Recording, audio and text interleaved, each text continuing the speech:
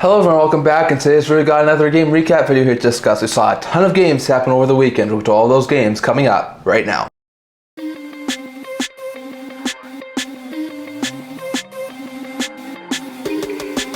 Hello everyone, welcome back to another video here at the Internet Hockey Channel. Now before we begin this video, don't forget to like this video and subscribe down below, and if you comment down in the comment section below so we can all discuss today's video. Before I get to the game recap part of the video, I do have one quick channel announcement to make. Thursday will be my last video.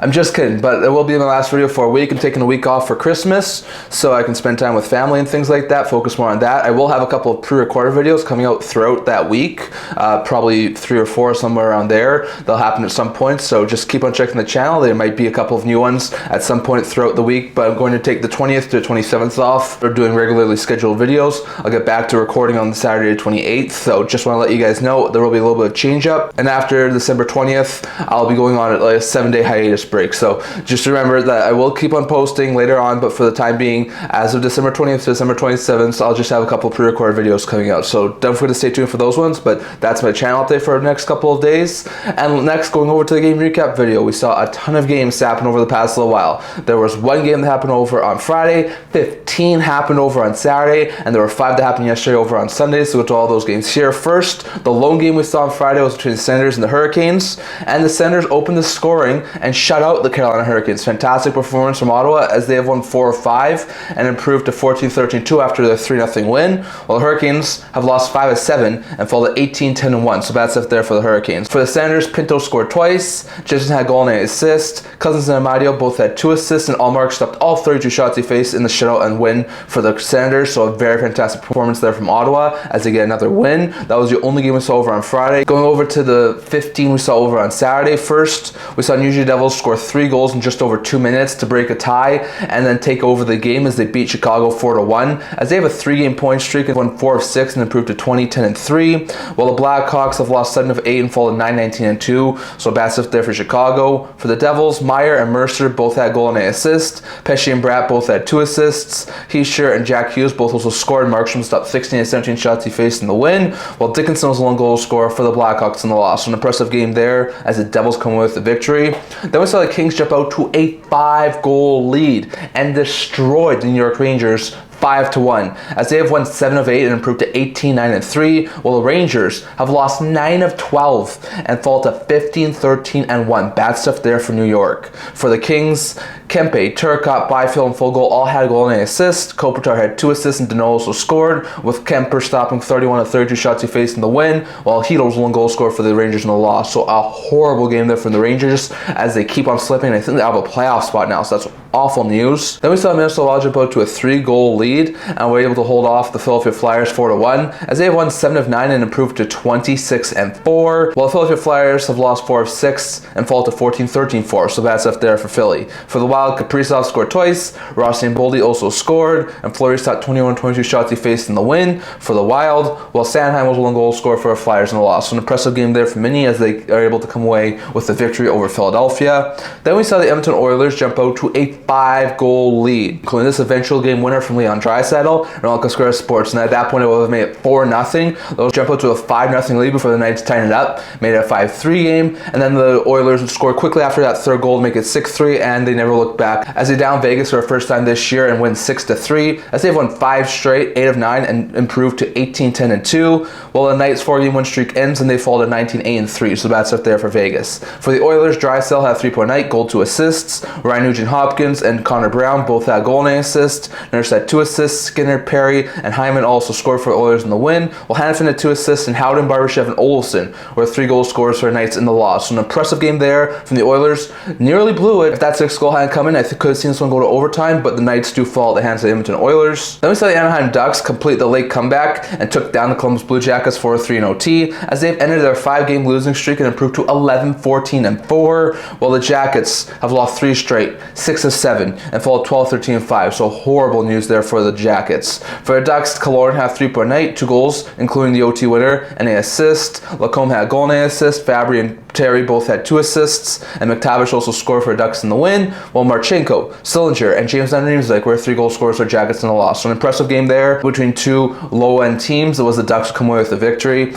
Then we saw the Winnipeg Jets score 3 straight goals, took down the Montreal Canadiens 4-2, as they have a 3-game point streak of won 4 of 6 and improved to 22-9-1, while the Montreal Canadiens have lost 3 of 4 and fall to 11-16-3. Bad stuff there for the Canadiens. For the Jets, Connor and Velarde both had a goal and an assist. Morrissey had 2 assists. Lowry and Nevesnikov both also scored for the Jets in the win, while Lane Hudson scored his first career NHL goal, and Josh Anderson were 2 goal scorers for the Canadiens in the loss. So an impressive game there from the Jets as they come away with the victory. Then we saw the Detroit Red Wings break a tie in the third and were able to hold off a late comeback attempt to beat Toronto 4-2, as they improved to 11-14-4, dropping the Leafs to 18-10-2. So that's up there for Toronto. For the Red Wings, Petrie scored twice, and Saturn Raymond both also scored for Red Wings in the win, while Marner had 2 assists, and Matthews and Nyes were 2 goal scorers for the Leafs in the loss. So an impressive game there, but the Red Wings surge, were able to break a tie and come away with a massive victory. Then we saw the Washington Capitals break a 2-all tie in the third period and held on to take down the Buffalo Sabres 4-2,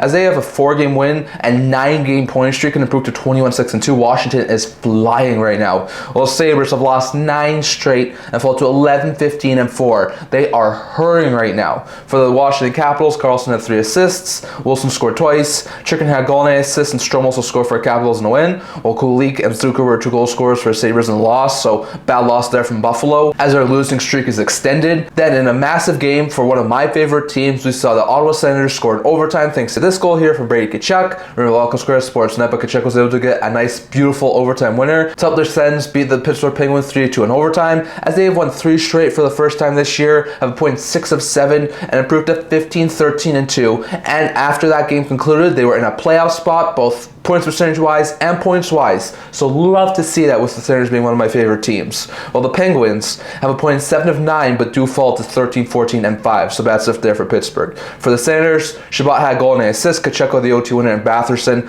both also scored for the Sens in the win, while Latang and Lizotte were 2 goal scorers for the Penguins in the loss. So an impressive game there as Ottawa gets the overtime victory. Then we saw Dallas Stars escape with a 2-1 overtime victory over the St. Louis Blues, as they improved to 18-11-0, while the Blues, who have lost 3 of 4, fall to 14-14-3. So that's up there for St. Louis. For the Stars, Robertson had a goal and an assist. Duchesne, who had the OT winner, also scored, and Andre stopped 15 of 16 shots he faced in the win, while Kyle Rue was the lone goal scorer for the Blues in the loss. So an impressive game there as Dallas is able to come away with the victory. Then we saw Colorado Avalanche go to a 3-goal lead and held off a late comeback attempt to take down Nashville 5-2, as they have won 4 of 5 and improved to 18-14-0, while the Predators have lost 9 of 10 and fall to 8-17-6. Bad stuff there for Nashville. For the Avalanche, McKinnon, who had 2 goals and an assist, and Randon, who had 3 assists, both at 3-point nights. Those 2 are playing at an outstanding level right now. Lehkonen scored twice, and Colton also scored for the Avalanche in the win, while Evangelista and Stamkos were 2 goal scorers for the Predators in the loss. So an impressive game there as the Avalanche take down the Nashville Predators. Then we saw the Tampa Bay Lightning score 5 unanswered goals and came from behind to beat Seattle 5-1, as they have won 4 of 5 and improved to 16-10-2, while the Kraken have their 3-game point streak snap and fall to 15-15-2. So that's it there for Seattle. For the Bolts, Hagel scored twice, Point against both had a goal and an assist. Kucherov had 2 assists, and Carlisle, who scored his first career NHL goal, also scored, with Johansson stopping 21-22 shots he faced in the win for Tampa, while Montour's lone goal scorer for the Kraken in the loss. So an impressive game there, but Tampa comes away with the victory. Then we saw Calgary Flames open the scoring, and it was all they needed, shutting out the defending Cup champs in Florida 3-0, as they have a point in 4 of 6 and improved to 15-11-5, while the Florida Panthers fall to 18-11-2 on the year. So that's up there for Florida. For the Flames, Backlund had a goal and an assist. Kadri and Coleman both also scored, and Wolf stopped all 32 shots he faced in the win and shutout for Florida, so very fantastic win there for Calgary to get a massive shutout victory over the defending Cup champs.